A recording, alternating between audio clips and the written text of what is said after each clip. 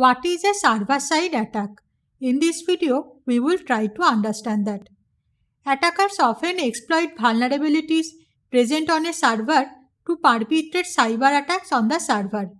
For example, there may be security vulnerabilities in the operating system or other software used by the server. The server may have weak configurations. It is also possible for attackers to attack a server that does not validate user inputs properly. There are three most common types of server-side vulnerabilities: lack of input validation by the server, weak configurations present on the server, and extraneous files present on the server. Let's try to understand how each of these vulnerabilities make a server vulnerable to server-side attacks.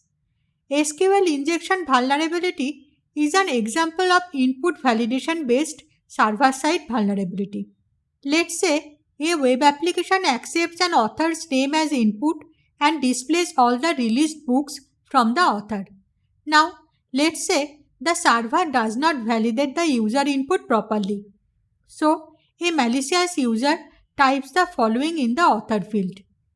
As a result, the web application server will end up executing the following SQL query. Now, this character is used for indicating comments in an SQL query.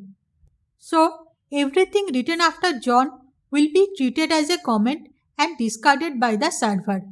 As a result, the server will show all books written by the author John, including the books that are not released.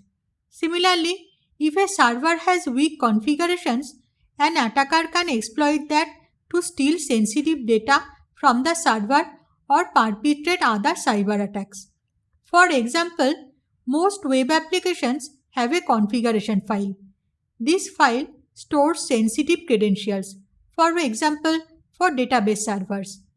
So, if the server is weakly configured, attackers can easily exploit that to read the configuration file from the server and steal the credentials.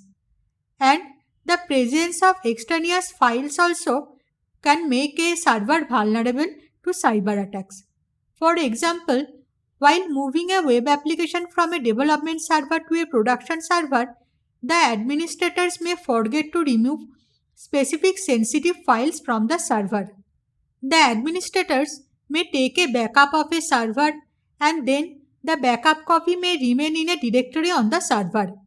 As a result, if the server is weakly configured or has some other security vulnerabilities, then attackers can easily exploit those to retrieve those sensitive extraneous files from the server.